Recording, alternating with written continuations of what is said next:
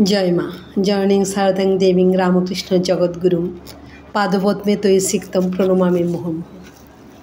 पाठ करছি माয়ের সকলের মা আরেকটি পর্ব।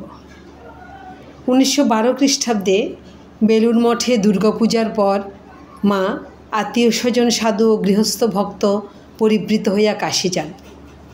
সেবাশ্রমের সন্নিকটে লক্ষ্মীনিবাসে সকলের সঙ্গে মা খুব আনন্দ করে 2.5 মাস কাটান। সেবার মায়ের আগমনে আনন্দের হাট বসিয়াছিল।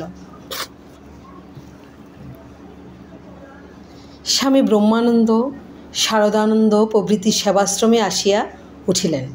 চারিদিক হইতে ভক্ত ভ্রমণেরা আসিয়া জুটিল। কালী পূজা ও জগদ্ধাত্রী পূজার পর মায়ের জন্মতিথিও সেখানে কাটিল। এবার কাশী হইতে ফিরিবার পর মা আর দূরদেশে কোথাও যান নাই।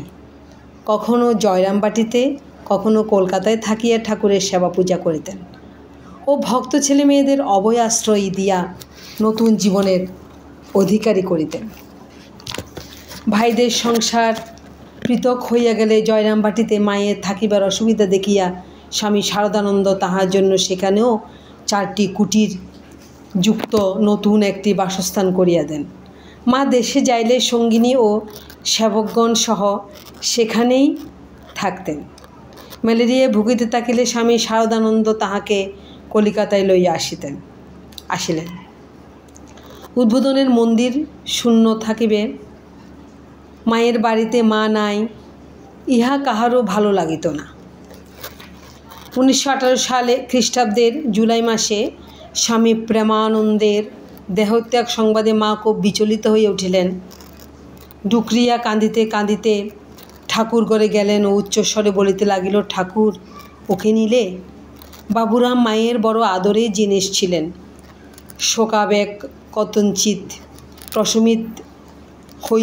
প্রশমিত হইলে বাইরে আসিয়া বলিতে লাগিলেন, কার জন্যে কার শোক?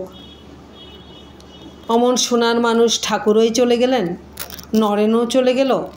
তাহার শান্তভাব দেখিয়া মনে হইল বুঝিবা তিনিও প্রস্তুত হইতেছেন। এদিকে রাধু সন্তান সম্ভবা তাহার অসুখও মাকে বিশেষ বিব্রত করিয়া তুলিল। সে গোলমাল সহ্য করিতে পারে না। শেষ পর্যন্ত তাহাকে লইয়া মা কোয়ালপাড়ার নিরালা আশ্রমটিতে গিয়া উঠিলেন এবং গ্রাম্য ডাক্তার ও বৈদ্য ঔষধের উপর নির্ভর করিয়া দিন গুনিতে লাগিলেন। যথাসময়ে রাধু একটি পুত্র সন্তান প্রসব করিল বটে, কিন্তু তাহার স্নায়ুরোগ বাড়িয়া গেল। সর্বদা বিরক্ত ভাব মায়ের মন ধীরে ধীরে অন্তর্মুখ হইতে লাগিল। শ্রী শ্রী মা জয়রামবাটিতে দেখিতে দেখিতে তাহার পুণ্য জন্মতিথি আসিয়া পড়িল। শ্রী ভক্তেরা তাহাকে স্নান করাইয়া নতুন বস্ত্র পরাইয়া মাল্যচন্দনে সাজাইয়া দিল। কপালে সিঁদুর বিন্দু দিতেই মায়ের মধুর দিব্য মূর্তি ফুটিয়ে উঠিল। নীরবে তিনি স্ত্রী ও পুরুষদের ভক্তের প্রাণের পুষ্পাঞ্জলি গ্রহণ করিলেন। নীরবে অজস্র ধারে তাহাদিগকে আশীর্বাদ করিতে লাগিলেন।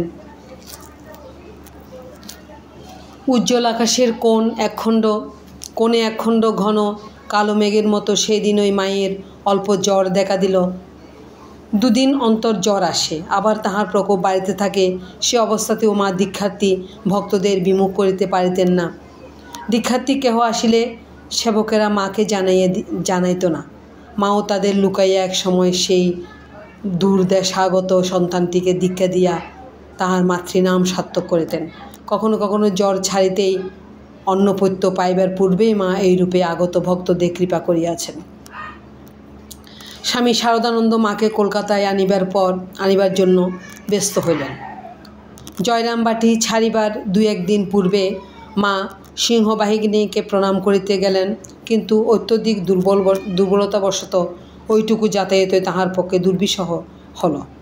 ফাল্গুনের মধ্যভাগে মা শীর্ণ ও দুর্বল শরীর লইয়া কলিকাতা আসিলেন।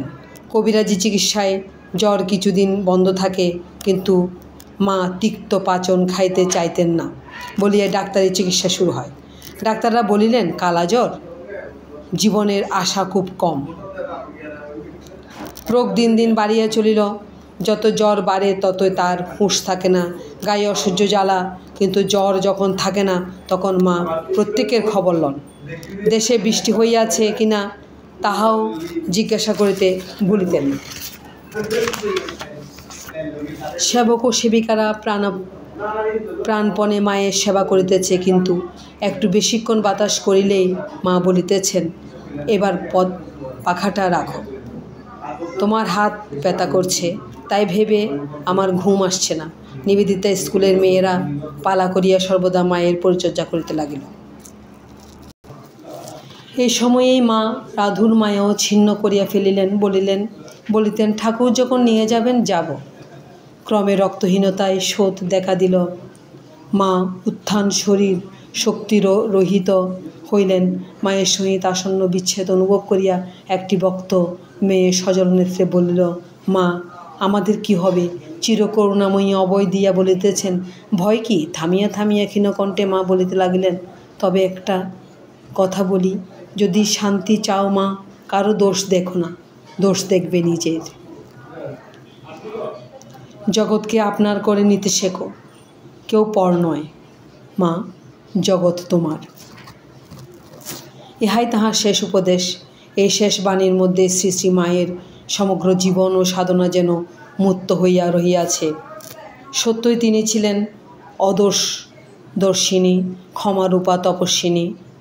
মাতা সন্তানের দোষ দেখিতে পান না, তাহার সহস্র সহস্র অপরাধ তিনি ক্ষমা করেন। মাতৃত্বের এই মহাসাধনা বলেই মা সকলকে আপনার করিয়াছিলেন, আর তিনিও ছিলেন সকলের আপনার হইতে আপনার। মা শেষ শয্যায় শায়িত। একবার শারদানন্দকে ডাকিলেন। তিনি আসিয়া পদতলে বসিতেই মা তাহার ডান হাত দিয়ে নিজের বাম হাতখানি রাখিয়া বলিলেন, শরৎ, এরা রইল। শরৎচন্দ্র সকলেই বুঝিলেন, কিন্তু আর দেখিতে পারিলেন না। সজল নয়নে ধীরে ধীরে বাহিরে আসিয়া দাঁড়াইলেন। শ্রীরামকৃষ্ণের অন্তর্ধানের পর 34 বছর কাল অনলসভাবে তাহারই আদিষ্ট কার্য সাধন করিয়া উদ্বোধন শ্রীমন্দিরে 4টা শ্রাবণ রাত্রি 1.5 ঘটিকার সময় মহাসমাধিযোগে শ্রী শ্রী মা রামকৃষ্ণের সহিত মিলিত হইলেন। বেলুড় মঠে তাহার দিব্য দেহের সমাধিস্থানে উঠিয়াছে একটি ছোট সুন্দর মন্দির।